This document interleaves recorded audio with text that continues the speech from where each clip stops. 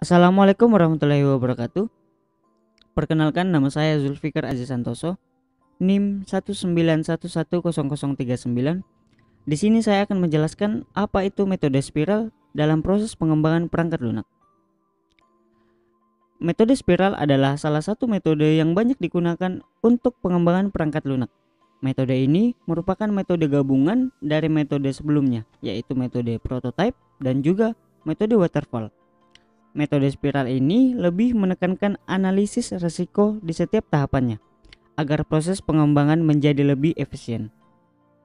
Metode ini berfungsi untuk melakukan pengembangan, perubahan, ataupun juga penambahan pada suatu software yang bertujuan agar software menjadi lebih baik secara cepat, tepat, sesuai kemauan penggunanya.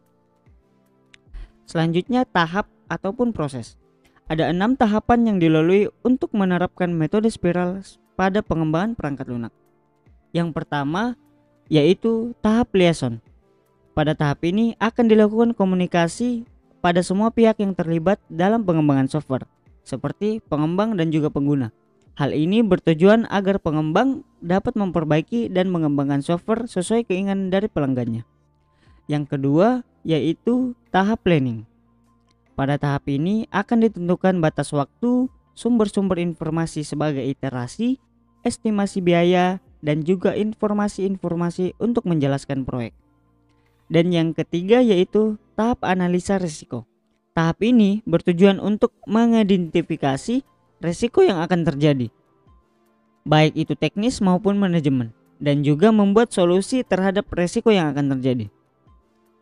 Yang keempat yaitu tahap rekayasa. Pada tahap ini akan dilakukan pembuatan prototipe software sebagai representasi dari aplikasi tersebut. Yang kelima yaitu tahap konstruksi dan pelepasan.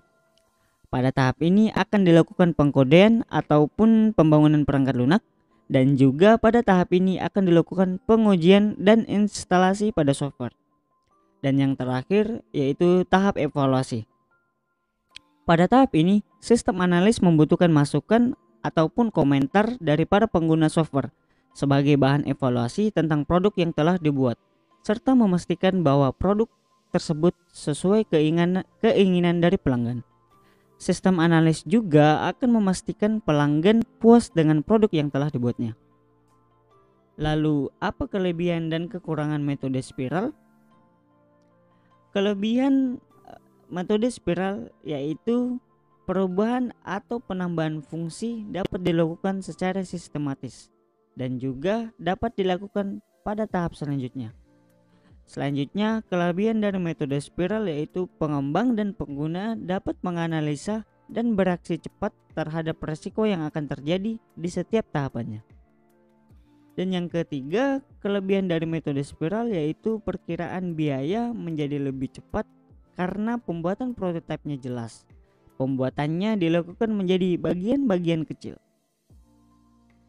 Selanjutnya, sangat mempertimbangkan risiko kesalahan yang akan terjadi, sehingga dapat diandalkan untuk pengembangan proyek perangkat lunak yang besar. Yang terakhir, metode ini mudah dalam melakukan pengembangan fitur karena dapat ditambahkan secara sistematis. Selanjutnya kita akan membahas kelemahan dari metode ini.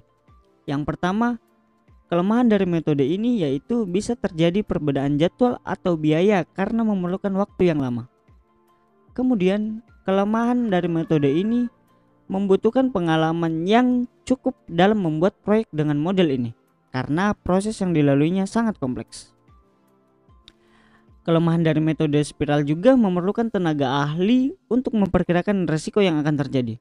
Karena pengembangan perangkat lunak dengan metode spiral memerlukan penaksiran risiko yang masuk akal agar tidak terjadi masalah serius ke depannya. Kelemahan dari metode spiral juga tidak cocok untuk diimplementasikan pada proyek kecil karena banyak menghabiskan waktu dan juga biaya. Yang terakhir, kelemahan dari metode spiral yaitu adanya kesulitan dalam mengontrol prosesnya. Maka dari itu, sulit untuk meyakinkan pelanggan bahwa pendekatan evolusioner ini bisa dilakukan. Selanjutnya kita akan membahas tugas pada pertemuan yang kedua. Metode apa yang sesuai dengan tugas pada pertemuan yang kedua? Nah, menurut saya metode yang sesuai untuk tugas pada pertemuan yang kedua yaitu metode Scrum. Mengapa?